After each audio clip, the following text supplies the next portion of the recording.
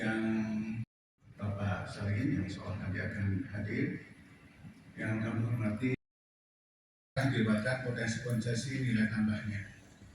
Dan tapi yang menarik sebetulnya kita harus mengambil momentum-momentum di mana membuat semangat kita untuk terus konsisten untuk membuat perekonomian lebih baik lagi. Yang menarik dalam 20 tahun terakhir kami perhatikan ternyata tentunya ukuran-ukuran secara makro, pertumbuhan ekonomi, inflasi, itu juga perlu disertai dengan indikator kesejahteraan. Salah satunya adalah angka kemiskinan, indeks pembangunan manusia, tingkat pengangguran, dan indeks pembangunan manusia atau kemiskinan itu menjadi sangat menarik dan selalu dilihat selain pertumbuhan ekonominya. Kalau kami melihat dalam dimensi 20 tahun terakhir ya, kita melihat mengambil momentum saat pembangunan pasca tsunami, tentunya banyak pembangunan infrastruktur di Aceh. Memang Aceh sama dengan ekonomi nasional dan ekonomi daerah lainnya, artinya dengan meningkatnya pertumbuhan ekonomi, dengan menurunnya inflasi dalam sasaran inflasi yang sehat yang ditargetkan pemerintah, itu memang terbukti angka kemiskinan juga menurun. Karena tentunya kalau pendapatannya meningkat, berarti tentunya masyarakat akan bisa berkonsumsi karena angka kemiskinan kita diukur dari pengeluaran penduduk per kapita. Sisi lain, harga-harga juga jangan naik. Dan menarik di sini angka kemiskinan diukur dari konsumsi untuk belanja yang paling besar adalah di makanan, karena sampai 75% sendiri. Jadi artinya ya memang strateginya harus seperti itu, pertumbuhan ekonomi yang baik dan laju inflasi supaya harga tidak naik, karena kalau naik garis kemiskinan naik lagi gitu. Jadi artinya itu hal yang dijaga. Namun kami juga memperhatikan salah satu yang sudah terbukti secara hubungannya ya, memang pertumbuhan dan inflasi sangat pengaruh pada indikator kesejahteraan angka kemiskinan. Namun yang menarik juga adalah bagaimana angka kemiskinan kota dan desa yang sangat jauh. Kalau perkotaan itu sudah mendekati angka kemiskinan nasional. Ini sudah ada keluar lagi dan alhamdulillah semuanya baik. Aceh juga menurun bagus, masalah dari 14,23 ke 12 ya Pak Rizwan ya. Nasional juga sekarang di bawah 9%. Namun yang kami perhatikan adalah bagaimana gap antara kota dan desa itu yang sangat tinggi sekali. Jadi kalau di Banda Aceh memang angka kemiskinan sudah baik, jadi memang sudah lebih bagus, bahkan nilainya angka kemiskinan di bawah nasional yang 9%, yang tahun kemarin, sekarang sudah turun lagi di bawah 9%. Artinya salah satu yang penting di sini adalah ternyata karena angka kemiskinan di pedesaan itu bisa hampir sampai 19% dibanding yang kota yang sekitar 9%-an yang sudah dekat sama nasional. Ini menjadi menarik sini adalah kita terkait momentum untuk peningkatan nilai tambah, mencoba secara konsisten dan mulai melakukan untuk mengubah struktur ekonomi yang tergantung pada primer. Jadi menurut kami ini kalau juga difokuskan juga ke hilirisasi sektor pertanian yang itu juga sebagai upaya untuk meningkatkan nilai tambah dan ujungnya ke pertumbuhan ekonomi, jangan-jangan bisa menyasar banyak hal, menyasar pertumbuhan, menyasar ke stabilitas inflasi karena melalui pasokan pangan, dan juga memperbaiki angka kemiskinan lebih baik lagi karena sumber kemiskinan utama ternyata ada di sektor-sektor pertanian. Nah ini menjadi kami melihat beberapa hal yang kami harapkan nanti juga banyak pertimbangan, karena kita juga mengundang narasumber-narasumber adalah bagaimana kita memulai transformasi ekonomi untuk ke sektor hilirisasi sektor pertanian. Tentunya kami melihat di sini kalau kita melakukan untuk ke sektor pertanian atau yang berbasis komoditas pertanian, kami melihat karena gini, kita nggak bisa memastikan. Memang kalau kita lihat katakanlah seperti kayak gabah, Aceh kan memang surplus dan selama ini gabahnya juga banyak diolah di Sumatera Utara. Sisi lain, ternyata gabah-gabah itu juga bukan surplus tapi sudah banyak yang dibeli. Gitu. Artinya untuk mengembangkan komoditas pertanian, hilirisasi pertanian, kita juga harus memperbaiki dari sisi hulunya. Jadi harus sekaligus kita bagaimana meningkatkan untuk peningkatan produktivitas di hulu seperti di Aceh untuk padi ini masih ada ruang untuk meningkatkan produktivitasnya karena dengan kondisi lahan yang ini sangat memungkinkan upaya-upaya ke sana seperti meningkatkan untuk produktivitas untuk dengan digital, dengan upaya-upaya mekanisasi, karena bayangan saya kan di sentra-sentra pertanian itu Karena apa? Karena itu menjadi nilai tambah yang meningkat lagi, tidak hanya petani mendapatkan penghasilan dari gabah, namun akan banyak usaha-usaha termasuk kilang beras atau penggilingan beras yang tentunya lebih diperbaiki supaya tingkat kerusakannya dan kita menggunakan hal-hal yang modern untuk perbaikan dari kualitas produk berasnya, dan ini akan menambah pendapatan tentunya di masyarakat. Jadi hal-hal itu yang mungkin perlu kita lakukan bersama, dan tentunya dengan sinergi dan kolaborasi ini akan menjadi sangat bagus. Dan tentunya hal lain adalah kita akan memikirkan mengenai alternatif untuk mendukung pembiayaannya. Karena kami melihat di Aceh termasuk daerah yang sangat potensi untuk mengundang investasi, menjadi penting bersama kita untuk sama-sama melihat potensi itu supaya menarik, dan tentunya perbankan akan harus diyakinkan untuk terus meningkatkan pembiayaan di sektor pertanian ini. Karena kalau dari secara makro kita melihat sebenarnya permasalahan untuk likuiditas atau supply untuk pembiayaan itu tidak masalah, karena Bank Indonesia juga memberikan insentif bagi perbankan untuk pembiayaan di sektor-sektor yang produktif, termasuk hilirisasi pertanian yang menyerap tenaga kerja banyak, dan juga UMKM yang merupakan salah satu potensi di Aceh. Namun penting di sini adalah meningkatkan demand atau permintaan akan pembiayaan itu. Jadi ini juga penting untuk membesarkan dan juga menambah usaha-usaha, termasuk tadi yang kita bagaimana kita dari hulu sampai hilir untuk diolah di Aceh, menjadi penting untuk meningkatkan nilai tambah perekonomian. Dan menarik lagi, semua itu bisa dibantu dengan percepatan perbaikan digitalisasi yang insya Allah sekarang semakin mudah. Di pelosok manapun sebagian sudah ada jaringan sinyal, jaringan listrik yang itu memudahkan, dan kami juga mencoba beberapa kelompok tani itu kita kenalkan untuk memulai usaha dengan dan penjualan secara digital, dan kita juga kenalkan di sistem pembayarannya melalui kris yang insya Allah akan memudahkan akses keuangan dan juga memudahkan nantinya. Kita tentunya berharap model-model bisnis itu yang seperti kami juga punya wirausaha binaan yang ada banyak di sektor pangan dan juga di sektor nilai tambah, ini pada akhirnya akan mendapatkan akses dan perbankan akan mudah untuk melakukan credit scoring kepada UMKM tersebut untuk mendapatkan pembiayaan. Jadi ini yang mungkin nanti dalam setengah hari ini kita akan bisa diskusikan.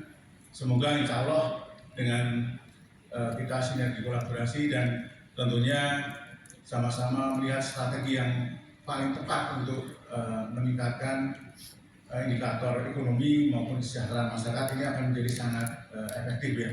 Karena tadi saya melihat ini adalah momentum di Aceh yang alhamdulillah mayoritas di sektor pertanian, dan ini menjadi tepat juga karena pemerintah sekarang juga mendorong untuk ketahanan pangan, dan juga UMKM juga akan bisa lebih berpartisipasi lagi. Kita juga ada program makan bergizi pemerintah yang itu juga ada dukungan-dukungan di pangan. Insya Allah upaya-upaya bersama untuk mengolah sektor pertanian, baik itu kalau dari kami ada model-model untuk mulai dari padi, terus cabai, terus juga terakhir kita juga pengolahan ikan, karena ikan cukup banyak di Aceh yang kita juga bisa tidak hanya dijual segar, kita dorong untuk pengalengan yang insya Allah juga akan jadi salah satu yang penting juga di inflasi adalah memastikan pasokan pangan itu akan terjaga secara konsisten, dan kita harus mulai bisa mengolah supaya nanti harga tidak naik turun namun stabil, dan ini bisa kita mulai dengan dilingkan klaster-klaster petani-petani nelayan itu dengan UMKM, skala UMKM. Jadi ini yang insya Allah akan menjadi bagian sama-sama kita akan berupaya ke sana. Mungkin itu beberapa hal yang dapat saya sampaikan, dan mengambil momentum ini saya juga izin pamit karena ini adalah hari dinas saya terakhir. Insya Allah nanti tanggal 21 itu saya melakukan serah terima dengan Pak Agus Kusaini yang kemarin kita sama-sama per 1 Januari dilantik. Saya akan pindah tugas ke KPW Kepri dan Pak Agus melaksanakan tugas di Aceh. Mungkin dalam kesempatan ini saya sangat terima kasih atas berbagai, saya sangat menikmati di Aceh karena saya nggak saja sudah 2 tahun.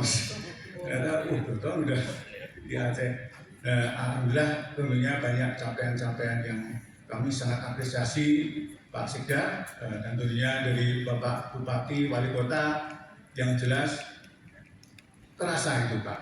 Jadi kami melihat bagaimana perbaikan dari mulai pertama 2023 inflasi dengan koordinasi kota-kota kabupaten Niaga itu terjaga dengan baik, dan yang menarik di Q3 kemarin pertumbuhan bisa melampaui pertumbuhan tertinggi yang pernah dicapai di Aceh, dan nanti sebenarnya kita tunggu rilis Pak Rizwan yang sebentar lagi di Februari. Insya Allah kami sih melihat akan cukup signifikan mainnya. Jadi kami sangat terima kasih dan apresiasi kepada semuanya, dan kami mohon maaf atas sebagai manusia tentunya akan banyak kesalahan dan kekhilapan. Mohon maaf atas hal-hal yang kekhilapan kami, dan sekali lagi terima kasih, dan insya Allah akan kita teruskan kolaborasi ini dengan Bapak dan Ibu semuanya. Mungkin terakhir tadi saya nyari-nyari, sebenarnya ada chat GPT ya, jadi saya ada pantun, meskipun pantunnya seadanya, mohon catnya. Kuah belangung dihidangkan saat hajatan, dimakan bersama tanda persaudaraan. Bapak Ibu, izinkan saya berpamitan. Terima kasih dan mohon maaf atas segala kesalahan dan kekhilapan. Terima kasih. Wassalamualaikum warahmatullahi wabarakatuh. Atas berkah dan karunia-Nya lah, sehingga hari ini masih diberi kesempatan kepada kita, kekuatan, kesehatan, sehingga kita bisa berhadir. Dan mungkin ini sudah hampir setiap tahun dilakukan, dan tadi Pak Roni juga sampaikan beliau ini menjadi mungkin momen terakhir di Aceh Pak ya. Momen terakhir di Aceh, mudah-mudahan selama Pak Roni kami merasa banyak kolaborasi, banyak kegiatan yang sudah kita lakukan secara bersama, dan kita sudah merasa bersaudara, dan mudah-mudahan kami juga berharap Pak Roni ke depan tidak melupakan Aceh, kemudian bisa berbuat di luar Aceh yang lebih baik, dan mungkin juga di luar yang bisa dilakukan dan berkontribusi juga ke Aceh. Dan hal ini dalam hal ini kami juga ingin menyampaikan bahwa kegiatan ini merupakan suatu kegiatan yang sangat baik, bagian dari strategi efektif penurunan tingkat kemiskinan melalui peningkatan pertumbuhan ekonomi dan stabilitas inflasi. Ini sangat relevan dengan tantangan yang tengah dihadapi oleh daerah kita. Kemiskinan bukan hanya tantangan ekonomi, tetapi juga tantangan sosial yang memerlukan perhatian serius dari kita semua. Bapak Ibu yang kami hormati, kemiskinan adalah tantangan kompleks yang membutuhkan seluruh upaya sehingga menumbuhkan solusi terintegrasi yang berkelanjutan. Upaya penurunan tingkat kemiskinan tidak dapat dipisahkan dari upaya meningkatkan pertumbuhan ekonomi yang inklusif dan menjaga stabilitas inflasi. Oleh karena itu, langkah-langkah yang konkret harus dilakukan dengan mengoptimalkan seluruh potensi yang dimiliki Aceh, baik dari sektor pertanian, perikanan, pariwisata maupun sektor industri kreatif yang terus berkembang. Selain itu penting pula untuk mendorong inovasi sektor ekonomi digital yang memiliki potensi besar dalam membuka lapangan kerja baru dan memperluas akses pasar bagi pelaku usaha mikro kecil dan menengah. Dalam hal ini, pemerintah Aceh terus berkomitmen menciptakan kebijakan yang berpihak pada rakyat melalui berbagai langkah strategis, program pemberdayaan ekonomi, pelatihan keterampilan kerja, serta kemudahan akses permodalan bagi UMKM, dan terus didorong guna mempercepat pengurangan angka kemiskinan. Upaya-upaya ini juga diperkuat dengan penguatan sektor pendidikan dan kesehatan sebagai elemen fundamental dalam meningkatkan kualitas sumber daya manusia yang produktif dan kompetitif. Selain itu, pemerintah Aceh telah menerbitkan instruksi Gubernur Aceh nomor 03/2023 yang mengatur penggunaan produk Aceh oleh Bupati, Wali Kota, instansi vertikal, SKPA, BUMN, BUMD, dan sektor jasa hospitality. Instruksi ini mendorong promosi serta penggunaan produk-produk Aceh dalam berbagai kegiatan kedinasan bertujuan untuk mempercepat pertumbuhan ekonomi, membuka lapangan kerja, menurunkan angka kemiskinan dan pengangguran, serta mengendalikan inflasi melalui penguatan industri hilir, produk Aceh, dan pemberdayaan UMKM. Gerakan Bangga dan Cinta menggunakan produk Aceh dengan tagline Bangga menggunakan produk Aceh dan beli produk Aceh menjadi bagian dari komitmen bersama untuk mengurangi ketergantungan pada produk impor dan mendorong kebangkitan ekonomi lokal. Namun demikian, kolaborasi dengan seluruh pemangku kepentingan termasuk Bank Indonesia, dunia usaha, dan akademisi sangat diperlukan untuk mencapai hasil yang optimal. Pemerintah tentu tidak dapat bekerja sendiri. Sinergi antara sektor publik dan swasta sangat penting dalam mempercepat pertumbuhan ekonomi yang berkelanjutan. Kemitraan ini harus mencakup pendampingan bagi usaha kecil, pengembangan infrastruktur yang mendukung konektivitas antar wilayah, serta peningkatan literasi keuangan bagi masyarakat di berbagai lapisan. Bapak Ibu hadirin sekalian, sejalan dengan itu, pada kesempatan ini saya mengajak seluruh peserta untuk memanfaatkan forum ini sebagai wadah diskusi yang produktif, dan saya yakin bahwa dengan berbagai pengalaman, pengetahuan, dan hasil kajian, kita dapat merumuskan strategi yang lebih efektif dalam menurunkan tingkat kemiskinan dan terus mengajak partisipasi aktif dari seluruh elemen menjadi kunci utama dalam upaya pembangunan yang berkelanjutan. Saya juga berharap agar hasil diskusi hari ini dapat ditindaklanjuti dengan langkah nyata yang berdampak langsung pada peningkatan kesejahteraan masyarakat Aceh.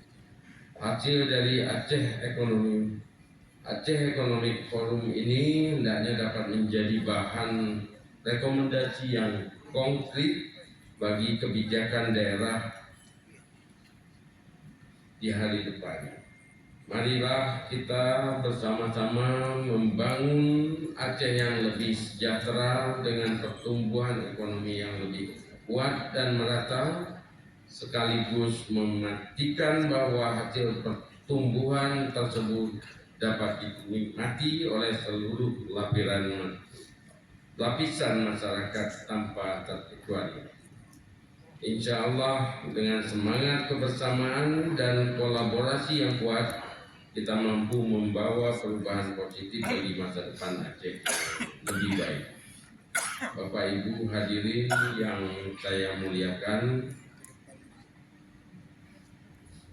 tadi saya mohon maaf ini. Terima kasih kepada Bank Indonesia Provinsi Aceh sekali lagi dan seluruh pihak yang sudah mendukung terselenggaranya acara ini. Kepada Allah Subhanahu kita selalu berharap semoga apa yang kita lakukan selalu mendapat berkah dan karunia-Nya. Akhirnya, wabillahi taufiq wal hidayah. Wassalamualaikum warahmatullahi wabarakatuh.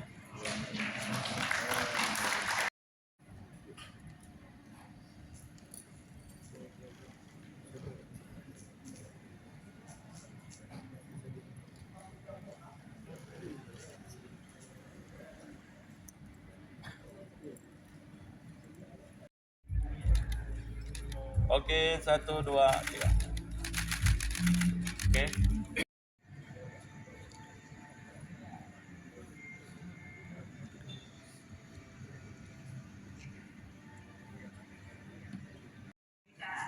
Kali ini dialog Aceh Bicara hadir dari Ballroom Departemen Hotel dan terselenggara atas kerjasama TVRI Aceh dengan perwakilan Bank Indonesia Provinsi Aceh.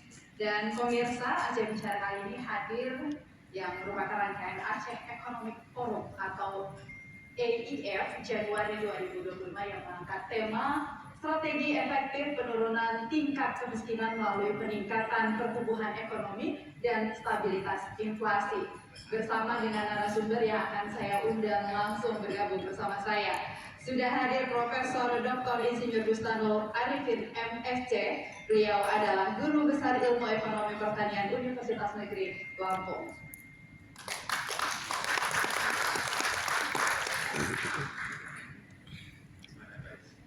Silakan Bapak. Selamat datang di Aceh Bapak. Dan selanjutnya kami mengundang Bapak Satwadi ST MSc PhD. Beliau adalah Kepala Direktorat Jenderal Bea dan Cukai.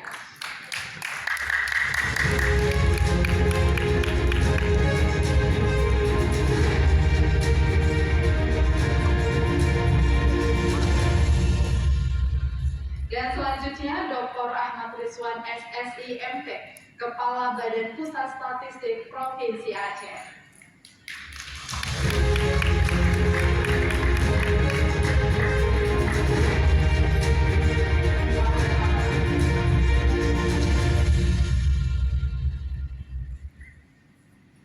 Selamat datang Bapak, terima kasih telah hadir di Aceh Bicara. Dan yang terakhir akan bergabung bersama kita pemirsa dan juga hadirin Dr. Aliasuddin SEMSI. Beliau adalah Ketua Ikatan Sarjana Ekonomi Indonesia Provinsi Aceh.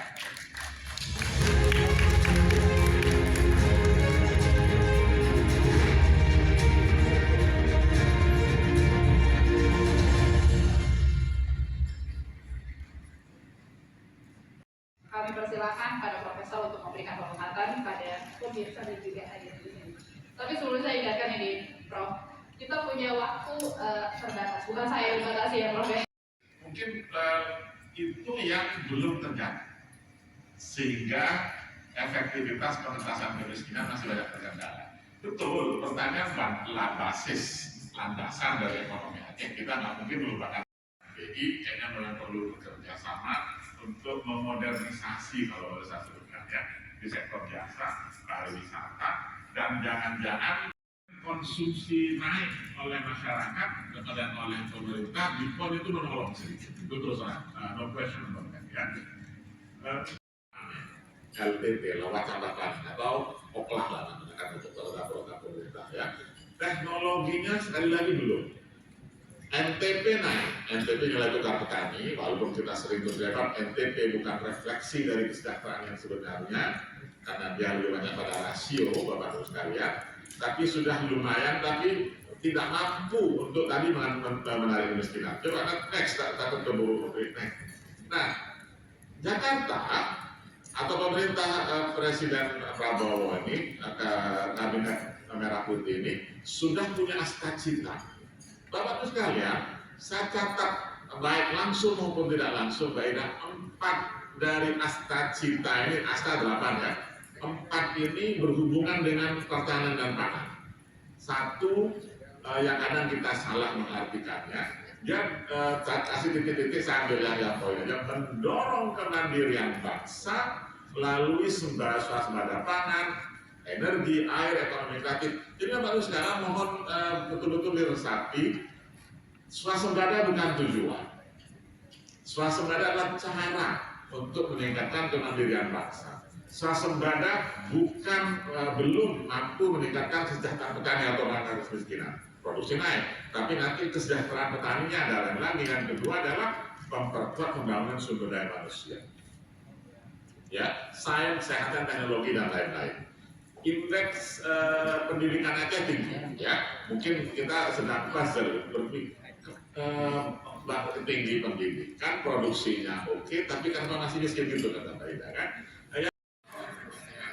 Tapi mereka nggak punya akses ke bank. Di sini banyak perbankan. Nah, itu kalau memang prospektif diperkirakan itu ambil nggak? Kalau efisiensinya seperti itu ya, tapi belum nasional. Kalau efisiensi tempat gabah bisa masuk ke sini, kan perlu mereka. Kalau ke sini tidak ada di sini, dan anak muda itu perlu dikasih akses yang seperti itu. Jakarta di nurture sedikit, kita inkubasi lah sedikit, mungkin dia masuk. Satu tadi.